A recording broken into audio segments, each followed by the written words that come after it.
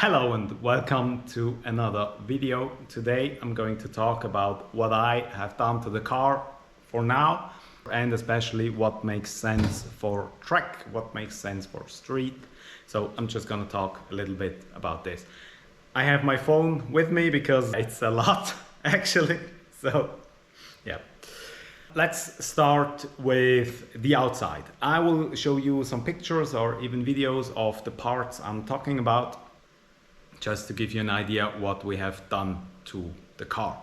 So first of all, starting at the front, we changed the front lip. Right now it's the third front lip. It's always the same, but it's the one from HT Auto. Same with the side skirts. They are also from HT Auto. We have a rear diffuser, just the add-on, that's from Maxton. Also the rear winglet on top of the OEM wing, that's also from Maxton. Then we have the wire mesh behind the front grille. That's just to protect the coolers and everything. That works also very well. You can have them for track or street. It doesn't really matter. You can have both, but yeah, it's not something you need for track, or it just looks good. So that's why I got them. The next thing is the hood. That's from MT Carbon. It's made from carbon fiber and it's roughly half the weight of the original hood. So that's pretty nice. Maybe we'll get another one soon. Who knows? You'll see. That's not street legal, so that's for now, it's just for the track. That's what I've done to the car from the outside, or just the optics. Let's switch to the interior. I changed the seats to Recaro pole position with base console from Schleppi. The reason we use this, it's because it's street legal in Switzerland, or I can make it street legal in Switzerland. That's why I have these. On the driver's side, I have 6-point belts from Takata. I just use them on the racetrack, not on the street. On the street, I still use the stock seat belt. Then we have the CAE shifter in green with the green shifting knob. Then we have the steering wheel wrapped with Alcantara. I don't know, suede, I think it's the term. That's one thing we've done. Then I removed the the rear mirror. Then we have Stern Performance rear seat delete kit. That's still inside because it just looks nice and it helps me to transport stuff when we're at the road trip, for example. The net, that helps just keep the stuff behind everything and not to have it at the back of my head when I'm braking. The next thing is the Hygo roll cage, or just a roll bar. Actually, it's not a cage, it's just a roll bar with the strut for the seat belts. Yeah, what's next? We have the light lithium battery. That's one thing we changed. The can checked display. That's also one thing we changed. I think that's all in the interior we've done so far. Yeah, I think that's it.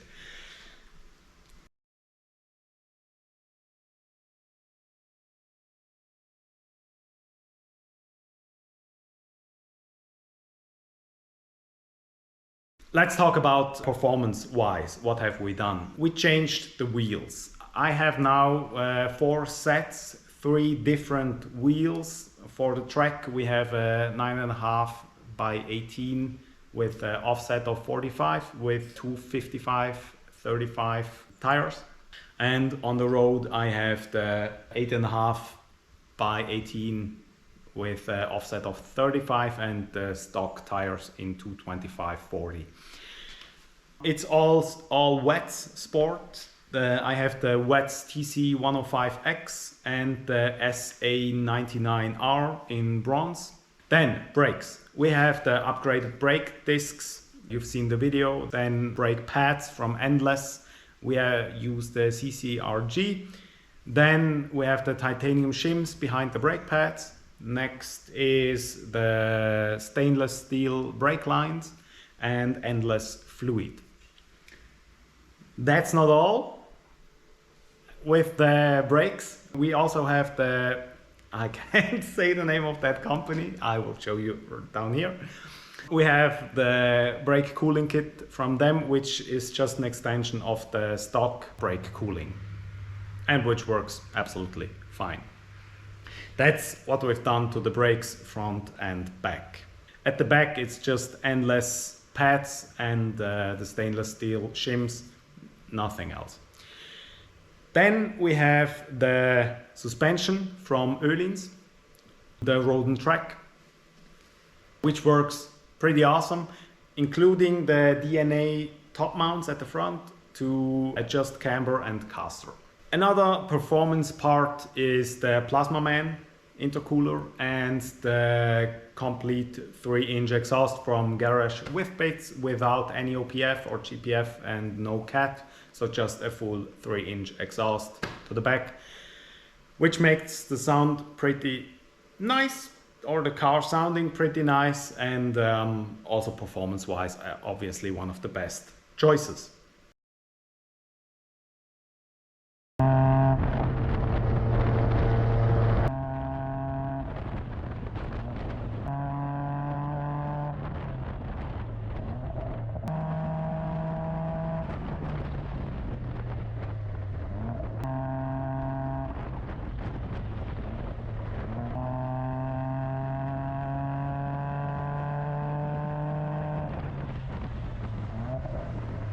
Plus, forgot the C-Tech intake.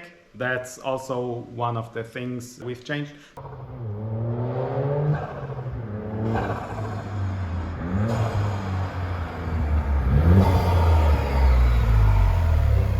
Plus, we developed the oil cooler kit, which works pretty nice since about a year, or for about a year now. We sold, I don't know, 20 kits or so all over the world and never heard any complaints. The front diff cooling engine undercover, the thing under the engine, the original one from Gazoo Racing, plus pretty recent the Workline torque mount, which is pretty stiff.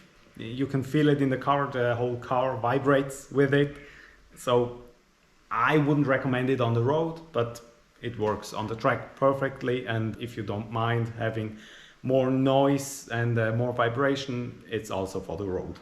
And we have the Turbo Smart blow-off valve, the recirculating one installed, so that's one thing. And obviously the HJS downpipe, which we drive on the road with the stock exhaust. Yeah, and then some small parts like the camber bolts front and back from White Line and the longer wheel studs at the front. I think that's it. It's a pretty long list of things we've done to the car. So what would I recommend for the road?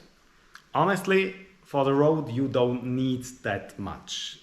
What I would recommend for the road are the stainless steel brake lines. That's a huge improvement. I would recommend that for everyone, even on the road. The camber bolts front and back, so you can have a proper suspension alignment. That's one thing I would recommend. And maybe the seat. I think that was one of the best improvements I've made when I changed to the pole position. That changed the feeling of the car pretty drastic. And also having the steering wheel wrapped. I think that's the things I would recommend if you're driving the car on the road. If you're driving the car on the track, you can do whatever you want. Or if you're going to the track, I would heavily recommend the oil cooler. If it's ours, I think it's the best one. Nah, it's just a really good one. If you're going to the track, I would definitely recommend an oil cooler because that makes a lot of sense. Also on the street, I would recommend the HJS downpipe. It brings you a few horsepower. The sound increases a little bit or improves a little bit, not too much, but just a little bit. So yeah, I made videos of, I think, everything I changed at the car. So just keep scrolling or keep watching, then you've known what we've done. Honestly, for the road, you don't need that much to have a proper car because it's already a proper car. If you want to lower the car, I would go for a KW version 3. If you're just on the road and maybe once every 2 years at the track, then it's perfectly fine. If you're going to the track more often, like 2 or 3 times a year, I would recommend the Öhlins or the KW Club Sport. I don't know which one's better, or there are also other options like the one from, I think, Bilstein is another one, or one from Sweden or Australia. There are other options, so yeah, whatever suits you or whatever you like. They're mostly, all of them aren't bad, or I haven't heard from any bad suspensions. If you're just on the road, you don't need to do that much. Just make a proper setup, proper alignment, and that's basically it. If you're going on the track, brakes, you will need to improve the brakes, you will need to improve oil cooling, or I would heavily recommend it, because if you like the car, you may want to have it for a little while and don't want to break it, so that's what I would recommend. I think that's it. If I forgot anything, I will add it at the end, just as a list or with pictures. Maybe I'll find something I haven't told you. I don't think so, but maybe. So if you have any questions to any parts or whatever, let me know in the comments. And as always, thanks for watching. Have a good week. See you next time. Goodbye.